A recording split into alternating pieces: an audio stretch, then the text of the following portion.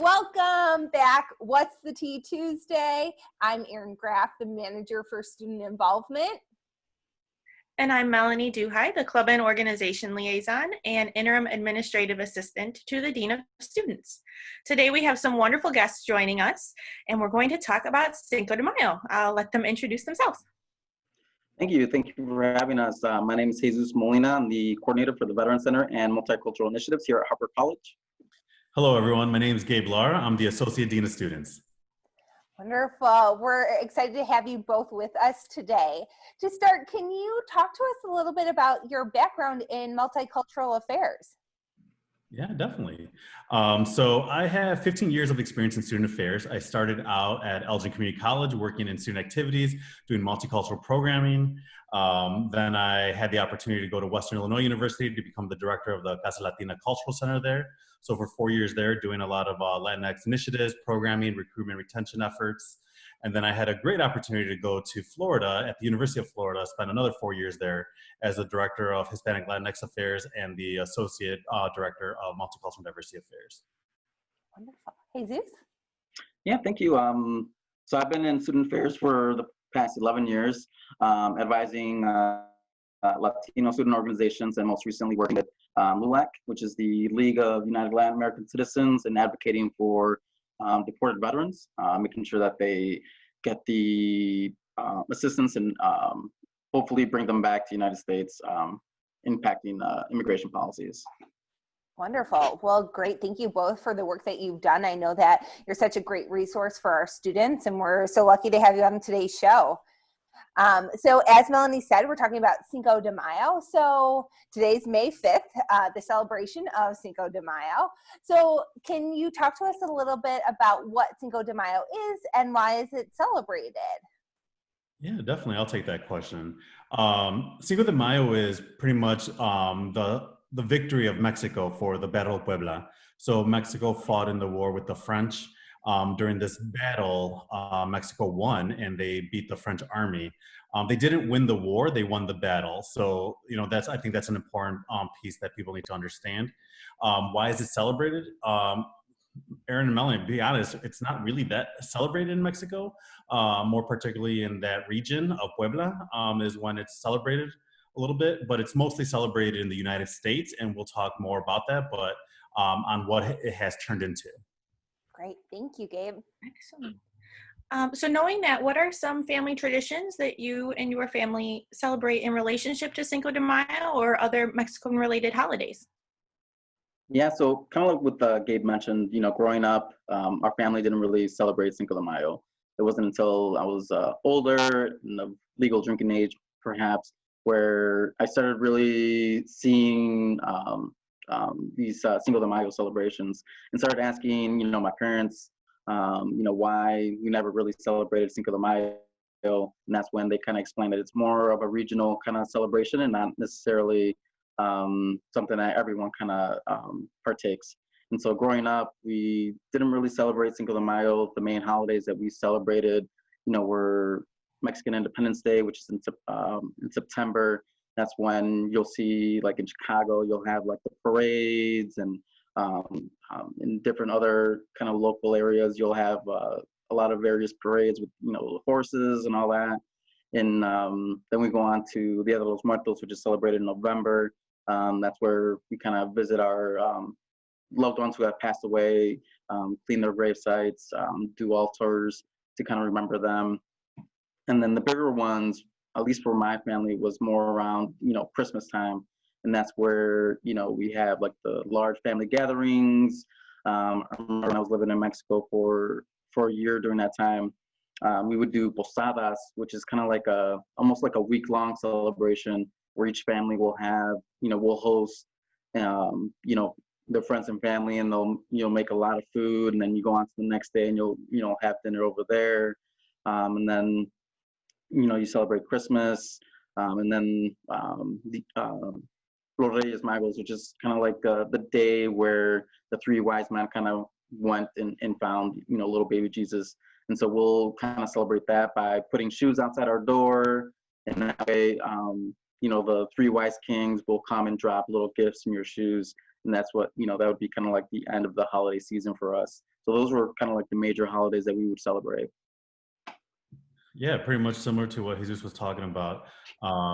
We grew up not understanding what Cinco de Mayo was until we saw that on TV or different restaurants and bars celebrating it. It wasn't until later in college and things like that that I experienced it more in that regard. But for us as a family, we celebrated different celebrations. A little bit what's coming up now in May is Mother's Day. So obviously this year is May 10th, but it's also May 10th is also Mexican Mother's Day. So it's not the same day every year. So we celebrate Mother's Day on May 10th, and then we also celebrate the U.S. Mother's Day too.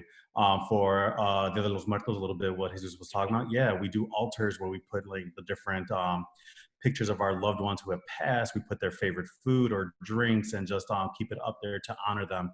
So it's more of a celebration of life rather than their death. So we do that.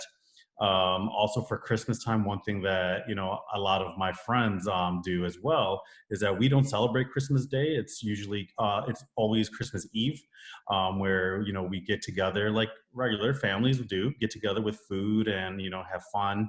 A little bit right before midnight, my grandma used to pray the rosary. As a kid, I was like, here we go, because it would be like over an hour long of praying. Because the reason why is because all the kids knew that after praying, we get to open gifts. So it's like the last thing that holds us before we open our gifts. So, after praying, doing all those things, the kids finally get to open their presents, all that stuff. And then the next morning on Christmas Day, it's like a regular day. We don't do anything. We just eat the leftovers and play with the toys that we got when we were little to do that. For New Year's, I don't know if it's a Mexican tradition or it's just a Latino thing, but for New Year's, we eat 12 grapes right before midnight. Each one, you get to make a wish, and that's what we believe. Or, some of my friends walk around with an empty suitcase and walk around their house because that signifies that they're going to travel during the year. All those things. So we have all those great traditions as well. Unfortunately, Cinco de Mayo isn't one of them. Wonderful. Thank you both for sharing those stories. I appreciate the insight into some of your traditions that are celebrated within Mexican families. And I think it's important to understand that.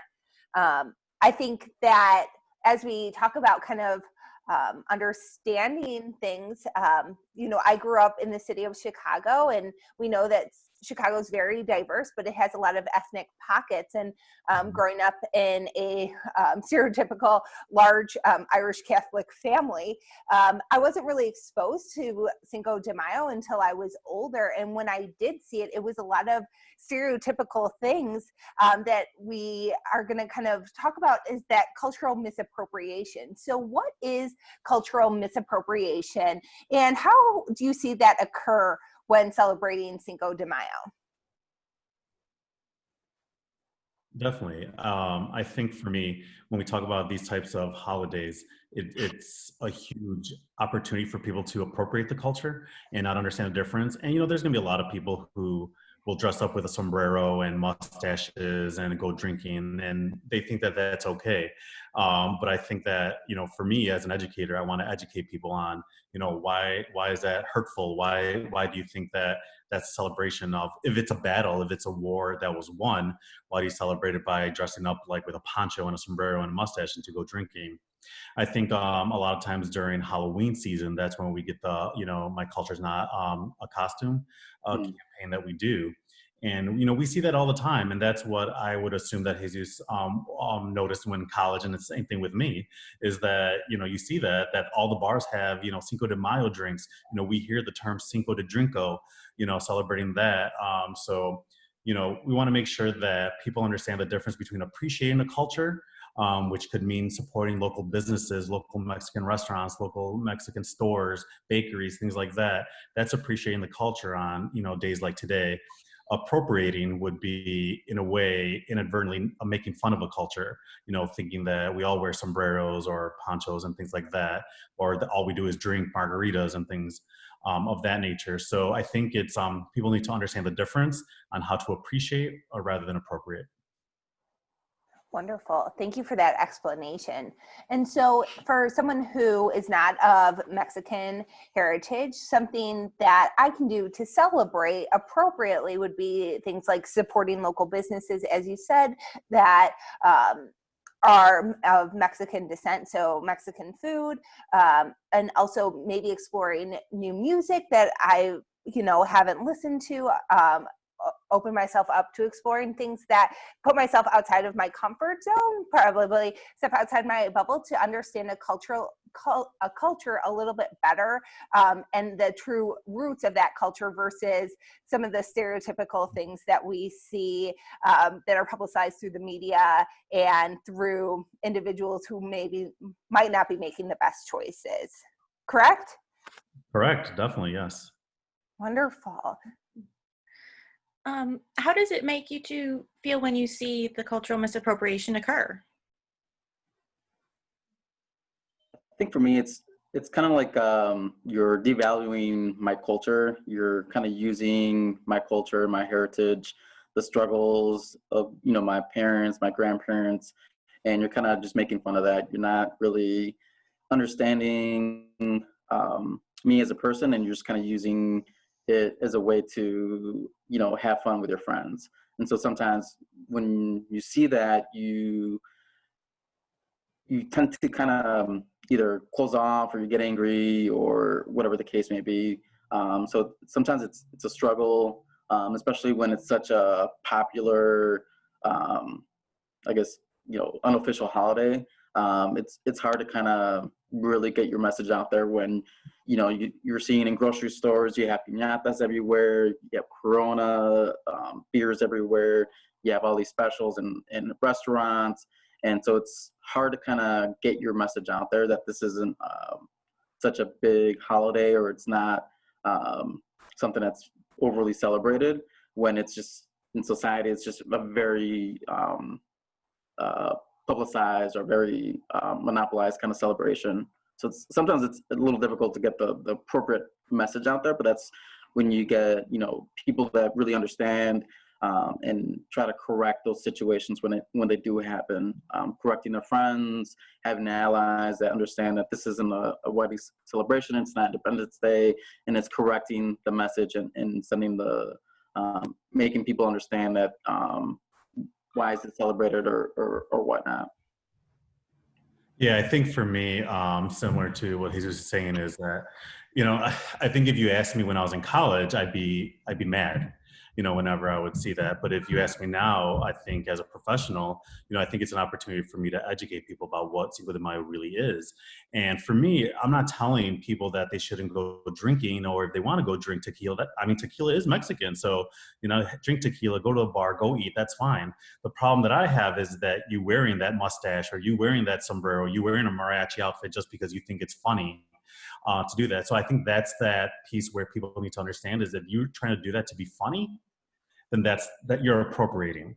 You know what I mean? So I think that's the different pieces. When I look at throughout my career and I see different organizations or groups or fraternities and sororities doing parties, when they do Cinco de Mayo parties, and they're all dressed up like, they're a stereotypical Mexican person, where we see them with lawnmowers, or we see them with the ponchos and the serapes and all these other things, that's, crossing a big line. Why can't you have that Cinco de Mayo party, but just be yourself? Or with a lot of students, come in blackface because they want to be someone else. I just don't understand why you don't know that that's wrong to do that. So for me, I want everyone to celebrate the culture. I celebrate different cultures. I want to learn, so I think that if people go through with that mindset of learning about a different culture, then, then it's good. But if you're trying to go to have fun for yourself and make fun of a culture, that's where the issue lies. Wonderful. Well, thank you both for that. I think it's such an important note to end on, is that this is really just an opportunity for all of us to learn more about those who we share our world with, understanding the different cultures that exist, and taking the time to really, if you don't know, ask someone to explain, tell me more about this, ask someone about their culture, and take the time to develop a deeper understanding, because I think out of that, that growth, that personal growth and understanding and acceptance of others is really what celebrations of cultural events are about: the learning, celebration, and acceptance of others. Definitely, I couldn't agree with you more. And I think that during this time with COVID-19 and all the restaurants only being able to do curbside or takeout, I think this is a good opportunity to support our local businesses out there.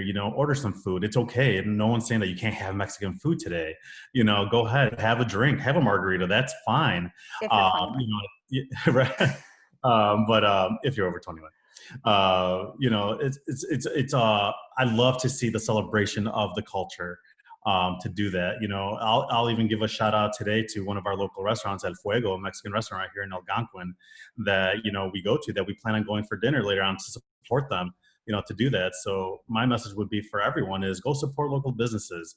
They need you, you need them, because the food is great. So go out there and support. It is Taco Tuesday also. It is Taco Tuesday. See, it's a perfect time. Perfect time. Perfect day. Yeah.